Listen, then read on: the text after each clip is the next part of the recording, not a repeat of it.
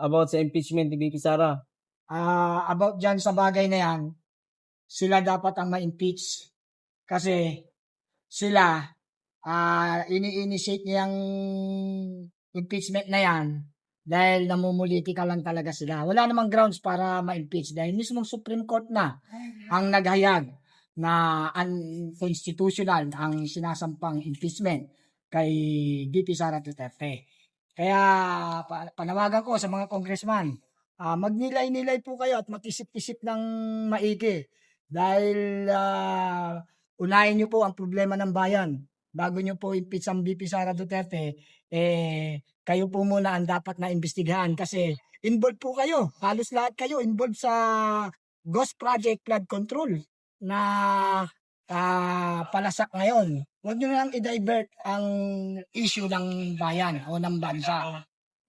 Doonan nyo ng pansin ang usaping nakawan o sobrang kurakutan sa ating pamahalaan ngayon. Lalong-lalo na sa Ghost Project. Ginagawa nyo, diversionary tactics.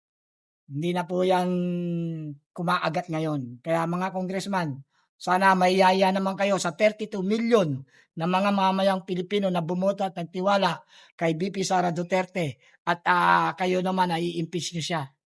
Okay. So, paano kung hindi sila mahiya? Kasi binanggit kasi ni Attorney Bondok din kanina, nasabi niya, malaki din daw talaga ang posibilidad na umakyat ito sa Senado. Kasi kung declared ng Supreme Court ang unconstitutional ang naunang impeachment dahil hindi sununod ang proseso. So kung kapag sinunod ang proseso at this time, malaki ang posibilidad na umakyat ito sa Senado. Ngayon, mensahe mo naman sa mga senador. Hindi, actually sagutin ko muna yung tungkol sa pag-akyat. Impossible dream kasi kung tutusin, kung dadaanin sa legal talaga eh. Dahil wala ngang grounds eh. Okay. Hindi nga nila dadaanin eh. Alam, mga kulukuto yan, di ba? Kaya nga, kung kulukuto nga sila, dapat mag-isip-isip na sila kasi mismong Commission on Audit na nga ang nagpayag na clear ang confidential fund o intelligence fund na yan. Ibig sabihin, walang anomalya, walang anomalous doon sa paggamit ng pondo. Ang pondo ay nagamit sa tama. Ngayon, ano ang grounds? Wala silang grounds eh. Ginagawa nila yan is politics talaga. Gusto nila talagang i-distract ang layunin ng ating pangalawang Pangulo na tumakbo sa 2028. Yan po ang pinakakinatatakutan nila na makalaban ang VP Sara Duterte sa oncoming 2028 election. Dahil hindi sila mananalo talaga dyan dahil ang VP Sara Duterte ay pinagtitiwalaan ng 32 milyon na mamayang Pilipino at natagdagan pa yan. Kaya yung impeachment na yan, kung tutuusin, sila lang ang may kagustuhan yan, hindi gusto ng mga mamayan yan. Para sa akin, unahin nila muna ang problema ng ating bayan at mamayan. Huwag silang magsayang ng panahon sa impeachment. Walang mapapala ang Pilipino dyan. Sir, usapang tulpo. Isa ka rin ba sa naging idol mo ba to dati? Dati, sasabihin ko idol. Okay. So, sabi mo idol mo to dati. Sir, ang tanong ko ito. Pagka ang maging kalaban ni Inday Sara Duterte isang tulpo sa 2028, ano sa palagay mong mangyayari? Hindi mananalo ang tulpo. Bakit? Walang panalo ang tulpo dahil bistado na, hindi naman sila kumikibo sa korupsyon. Nakita mo ba sila pumalag sa korupsyon ngayon? Nakita mo ba silang nagsawata sa mga nagaganap na kurakutan? Wala, nanahimik sila, di ba? Doon pa lang makikita mo, they are dancing in the music.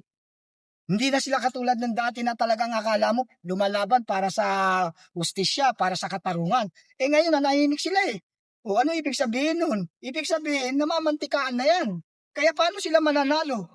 Paano mananalo ang isang tulpo na nagbago ng prinsipyo? Ang prinsipyo nila nung araw, makamahirap, tumutulong, nagbibigay ng hustisya. Ngayon, kailangan natin sila. Nasaan sila? O kahit ang mga OFW ngayon, ang daming problema. Ako bilang OFW advocate leader, nakikita at namomonitor ko ang problema ng mga OFW natin, mga bayani sa binansagan na bayani sa makabagong panahon. Pero nasaan ang pagiging bayani? Wala. O nasaan ang mga tulpo? Kung ang mga tulpo na yan para sa tao at mamamayan o para sa bayan, bakit ngayon tila walang kibo sila sa nagaganap na anomalya sa ating bansa? Kung talaga sila para sa bayan, dapat sila ang nangunguna ngayon.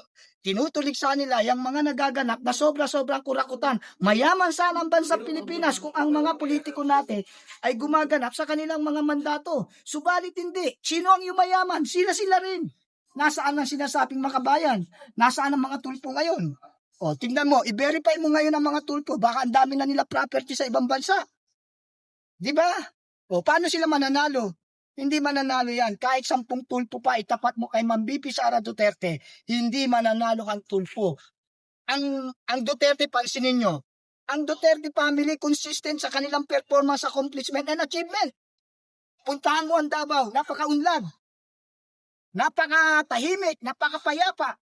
Dahil nakarating din ako ng Davao. Hindi ito isang hearsay, ito isang katotohanan ng karanasan ko. Kaya walang mananalo sa 2028, kaya nga, ini-impeach na nila para hindi na makatakbo sa 2028 eh. Aaga nilang tinitira. Dahil nga alam nila na pag yan ay nakalaban nila si BP Sara Duterte, dadamputin sila sa kangkungan lahat. Pero binoto mo si Tulfo nung nakaraan, Nung nung nakaraang eleksyon. si Tulfo, Oh, nung 2022. ito yan. Binoto ko naman. Kasi nga, sabi ko nga, previously idol, di ba? Dahil yun ang akala natin, parang budol lang din nangyari naman eh. Nabudol ako kay BBM, nabudol ako ng Tulfo. O pero dito sa Duterte, hindi pa ako kahit kailan, hindi pa ako na budol. Talagang nakita ko, consistent ang performance and achievement, accomplishment ng mga Duterte para sa bayan at mamayan ang kanilang prinsipyo. At tignan mo, wala silang insertion sa budget, di ba? O, may nakita ka ba na na-insert sila ng over budget sa mga project nila? Wala. At tignan mo rin ang kapayapaan ng probinsya o lalawigan ng Davao. Napakatahimik, napakapayapa. Di ba? Napakapalad nga ng mga residente ng Davao eh. Kasi merong mga Duterte na nagmamalasakit sa kanila at sa buong bansa. So never again Tulfo. Never again Tulfo, never again Marcos.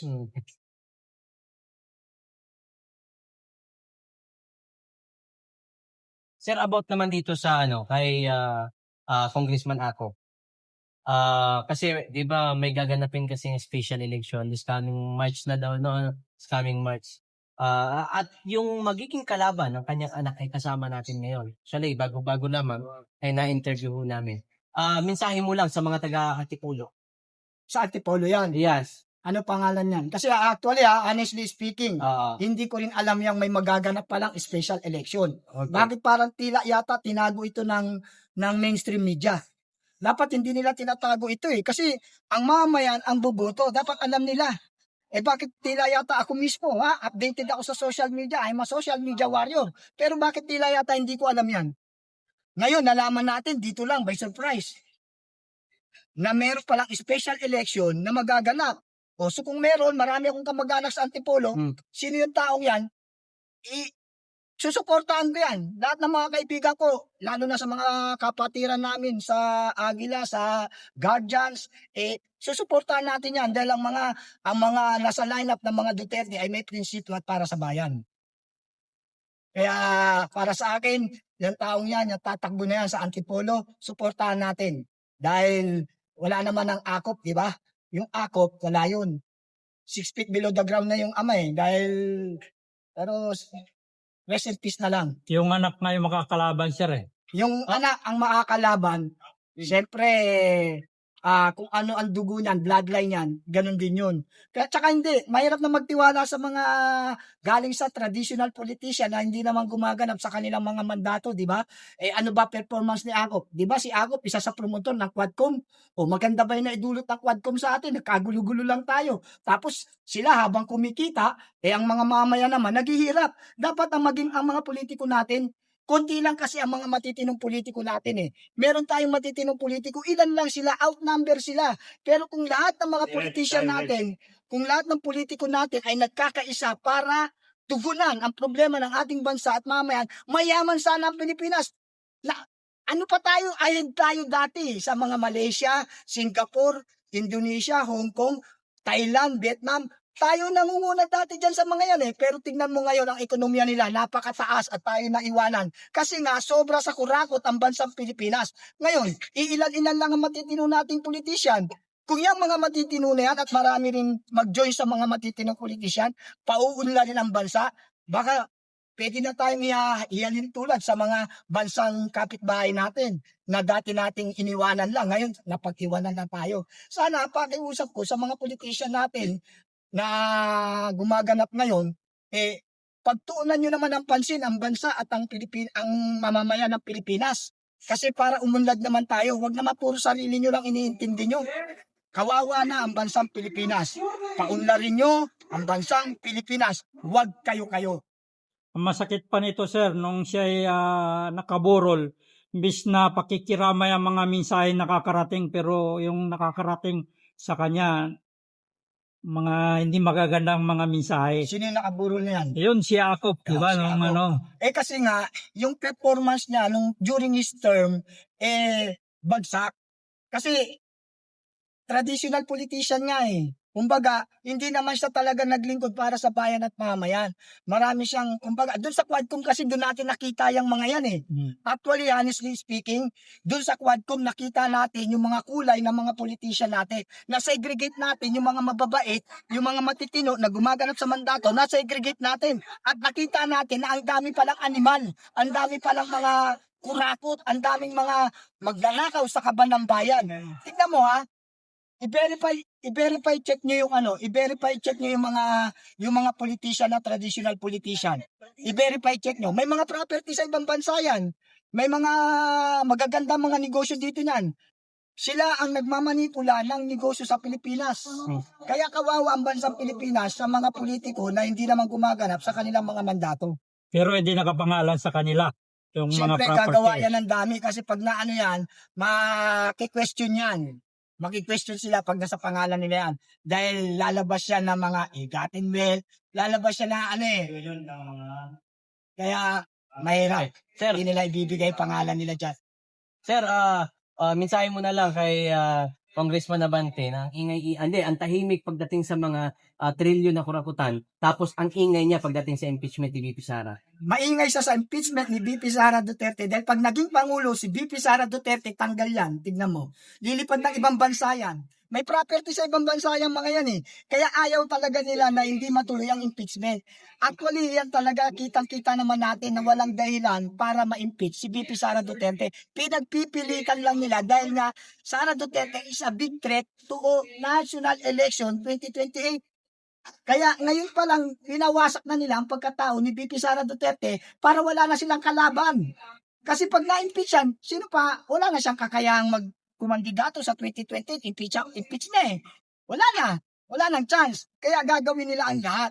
Pero ang tanong confidential fund. Bakit ang OVP lang ba ang merong confidential fund?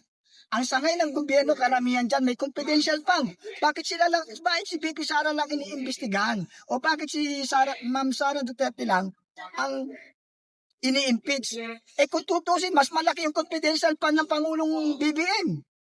Nasaan ginamit yun? Kung talagang gusto talaga nila na transparency and accountability, dapat sila mismo, ipacheck nila yung mga confidential fund nila, i-report nila sa Commission on Audit kung saan nila ginamit yung confidential fund nila. Huwag nilang i-single out kay VP Sara Duterte. Kasi yung kay VP Sara Duterte, clear on Commission on Audit.